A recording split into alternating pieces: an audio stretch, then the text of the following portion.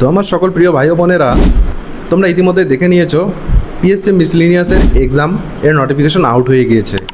তো তোমরা অনেকেই জানো না যে এই পিএসসি মিসলেনিয়াসের এক্সাম এটা কিসের এক্সাম, এর দ্বারা কোন কোন পদে চাকরি হয়, এর জন্য কি কি পড়াশোনা করতে হয়, কি কি সিলেবাস, আর এর জন্য কি কি যোগ্যতা লাগে, বয়স কত লাগে, সমস্ত কিছু আজকে আমি এই ভিডিওতে বিস্তারিতভাবে আলোচনা করব, যাতে তোমরা এই এক্সামটি দিয়ে একটি ভালো গভর্নমেন্ট জব নিতে পারো। তো চলো শুরু থেকে শেষ অবধি ভিডিওটি দেখা যাক। প্রথমত, পিএসসি মিসলেনিয়াস এটি আমাদের ওয়েস্ট বেঙ্গল গভর্নমেন্টের একটি কম্বাইন্ড এক্সাম, যার মাধ্যমে তোমরা বিভিন্ন দপ্তরে বিভিন্ন পদে চাকরি পেতে পারো, যেগুলি হলো যেমন তোমার ভ্যারিয়াস ডিপার্টমেন্টের inspector, assistant child development project officer, food and supplies ডিপার্টমেন্টে sub inspector, auditor, assistant auditor. এছাড়া ধরো তোমাদের বিভিন্ন অফিসের যে ক্লার্ক হয়, অ্যাসিস্ট্যান্ট ক্লার্ক বা সহকর্মী পদে বিভিন্ন দপ্তরে নিযুক্ত করা হয়।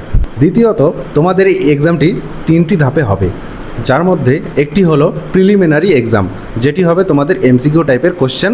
তারপরে হবে তোমাদের মেইনস, যেটিতে এমসিকিউ প্লাস ডিসক্রাইপটিভ টাইপের কোশ্চেন থাকবে। তারপরে তৃতীয়ত তোমাদের ইন্টারভিউ হবে প্লাস পার্সোনালিটি টেস্ট হবে, যার মাধ্যমে তোমাদের সিলেকশন করা হবে এই 3টি প্রসেসের দ্বারাই। তো তৃতীয়ত, তোমার কোন কোন যোগ্যতা থাকলে তুমি এই এক্সামে বসতে পারবে। দেখো, এই এক্সামে বসতে গেলে তোমার বয়স 20 বছর হতে হবে, প্লাস তোমাকে স্নাতক পাস থাকতে লাগবে, অর্থাৎ বিএ পাস তোমার থাকতে লাগবে, তাহলেই তুমি এই এক্সামে বসতে পারবে। চতুর্থ, পিএসসি মিসলেনিয়াসের এক্সামের জন্য যা সিলেবাস রয়েছে সেটি হলো জিএস অর্থাৎ জেনারেল স্টাডিজ। জেনারেল স্টাডিজ থেকে তোমাদের হিস্টোরি, জিওগ্রাফি প্লাস পলিটিক্স থেকে তোমাদের কোশ্চেন থাকবে। এরপরে তোমাদের থাকবে ইংলিশ, তারপরে তোমাদের থাকবে রিজনিং, তারপরে তোমাদের থাকবে ম্যাথ অথবা আর্থমেটিক, তারপরে তোমাদের থাকবে কারেন্ট অ্যাফেয়ার্স। এই কয়টি জিনিস যদি তোমরা ভালোভাবে শেখো, তাহলে তোমরা এই এক্সামটি অতি সহজেই ক্র্যাক করতে পারবে, আর যে কোনো একটি পদে তোমার সিলেকশন অবশ্যই হয়ে যাবে।